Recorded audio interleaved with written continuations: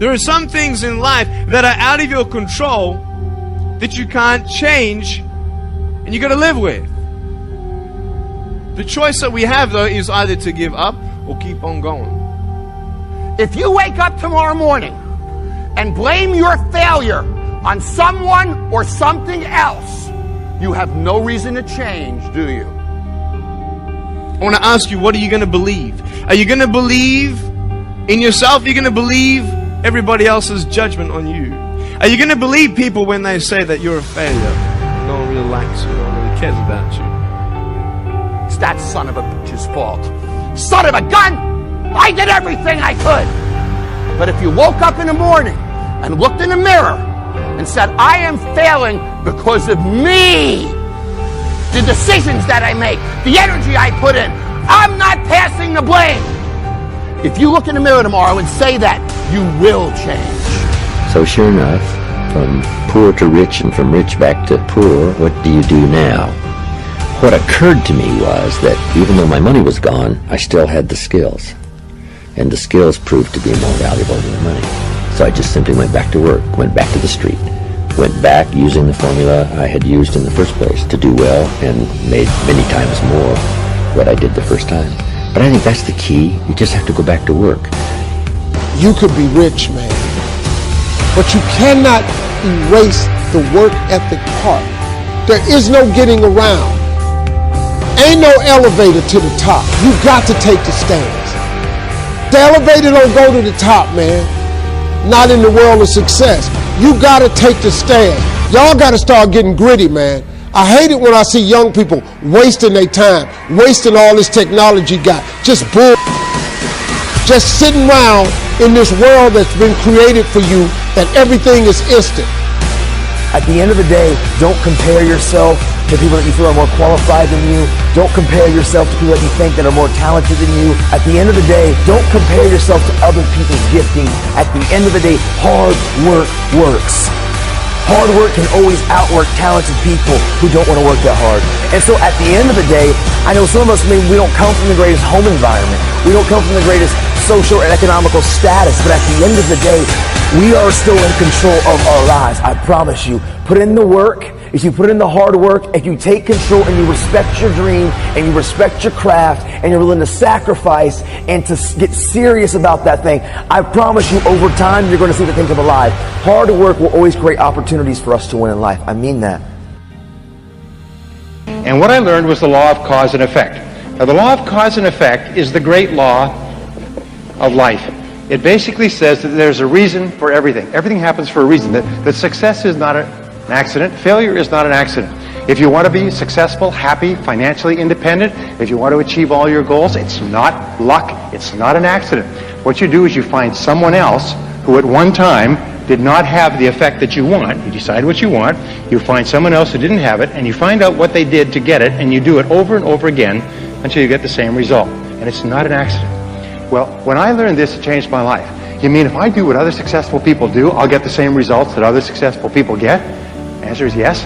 You mean if I find out what top salespeople do, and I do the same thing until I master it, I'll get the same results as top salespeople? I'll make the same money? I'll have the same cars? Yes. So I went out and I did it, and it worked. The law of cause and effect is what changed my life. And by the way, I've been in many different businesses now. I've consulted for more than 500 companies over the years, over the last 20 years. And in every case, I ask them, how does your business work? What are the cause and effect relationships? And where is it strong? Where is it weak? What's working? What's not working?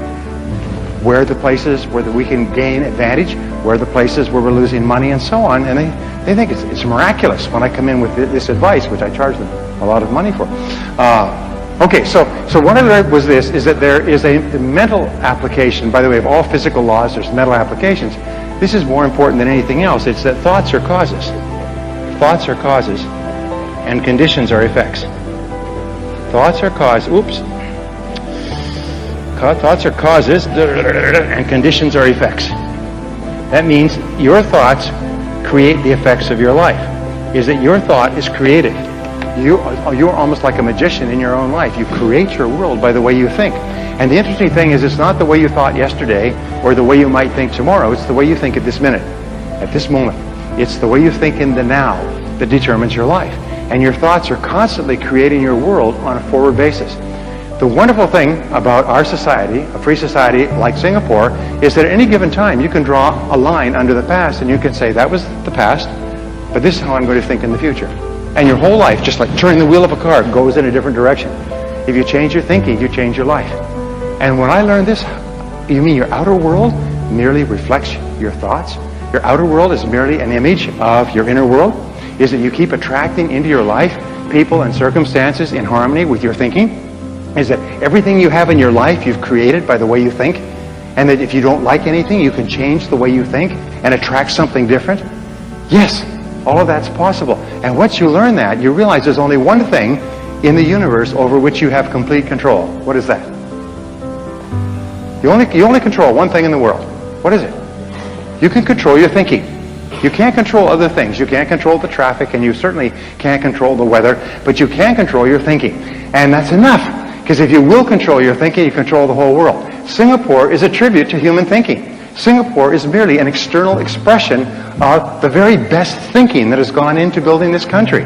This country is based on mind power. It's the most amazing thing. Look at these beautiful hotels and convention centers and office buildings. I mean, these are mental. These were mental before they were physical. Are you with me so far?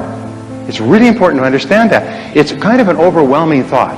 I had a hard time with it when I was in my early 20s. You mean my life, which was not that great, has been created by myself?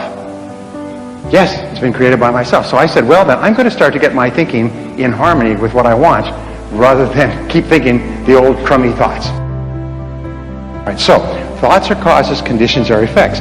Now what this means, and it brings us to the great law, which is the foundation of all religion and all philosophy, is that you become what you think about most of the time. You become what you think about most of the time. This is the underlying principle of all religions, all philosophy, all psychology, all success, all metaphysics. Everything is you become what you think about most of the time. So the question is, what do you think about most of the time? By the way, this law is always true, except there are a couple of exceptions. If there weren't exceptions, then every young man would turn into a young woman by the age of 20. But nonetheless, you do become what you think about most of the time. Now, one of my subjects when I was poor is I began to study self-made millionaires. Self-made millionaires are people who start with zero and within one working lifetime pass the $1 million mark. But here's the point, is I studied self-made millionaires. These are people who started with nothing. They started with no money and maybe limited education. Sometimes they were brand new immigrants. Sometimes they couldn't speak the language, and they made more than $1 million. So tens of thousands of them have been studied over the years to find out what they do differently. And wouldn't that be a good thing to know, by the way? Say yes. I mean, if you want to be a self-made millionaire, I can promise you this. If you don't know how they think, you can't make it. In other words, if you want to go somewhere but you don't have a map, you can't get there. So I began to study them, and I found, what do you think self-made millionaires think about most of the time? They think about becoming financially independent.